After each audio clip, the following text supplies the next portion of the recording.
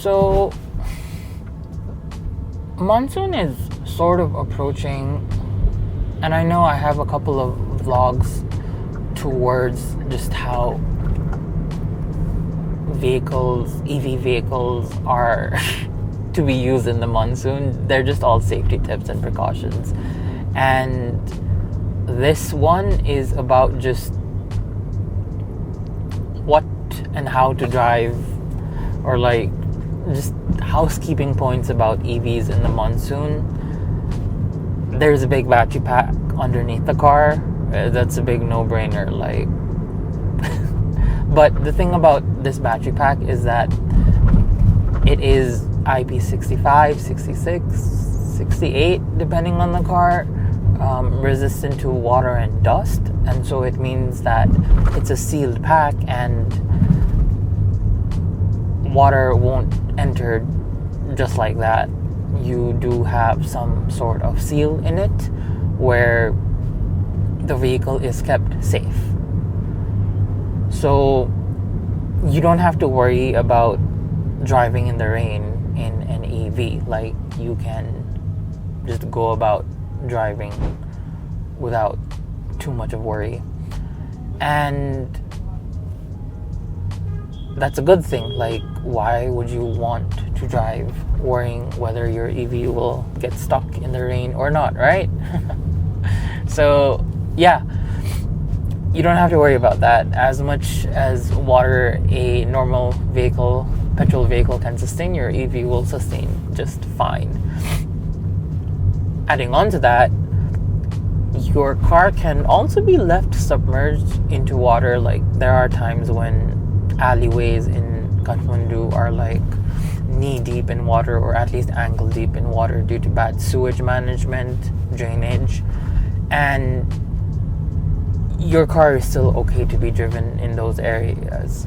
Like, just up to 30 minutes is probably like my safe bet. I wouldn't say use it, but up to like 30 minutes in like ankle deep wades of water should be okay for your car. Like, you should not see any significant damage to your car other than just water getting into maybe areas that it usually would not have.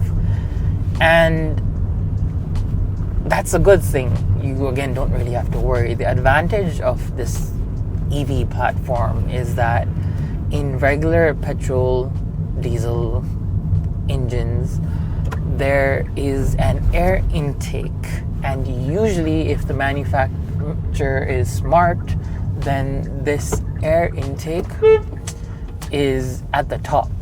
Oh my god, that was such a close call. I just looked behind for a second and voila, there is something else in front of me.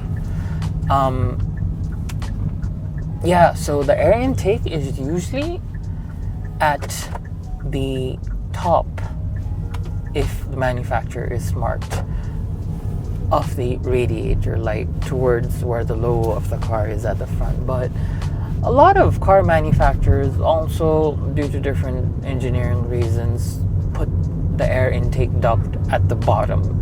And that's where I come in to tell you, if the air intake is at the bottom and there is a water wade of like, I don't know, ankle deep, your air intake, instead of pulling in air that is needed for combustion in your engine, like, you know how fuel will mix with oxygen in the air, or diesel needs to be compressed really tight to create some sort of spark and ignition that rotates your pistons. Yeah, well, instead of that air, the water will be entering those intakes. And what happens is that it's a phenomenon called hydrolocking. Basically, water will get into your pistons and engines where there shouldn't be any water, and it'll just lock your engine up, meaning the spark plugs won't fire, the pistons won't move, and you suddenly have a dead engine. And that is very costly to repair, because then that requires a complete drying out, sometimes even dismantling of the engine,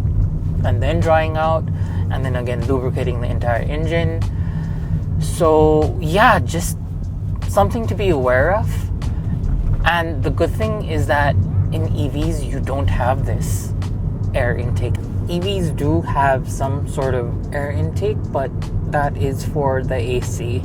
You know, an AC has to pull in air, it has to condense that air from outside, and then it will push out cold air inside the cabin. And so there is an air intake on EV cars, but the thing is that air doesn't go into the engine because the EV motor runs on electricity, and so there's no need for an air intake unlike in ICE cars, and so you don't have this whole hydro locking phenomena, and that's good.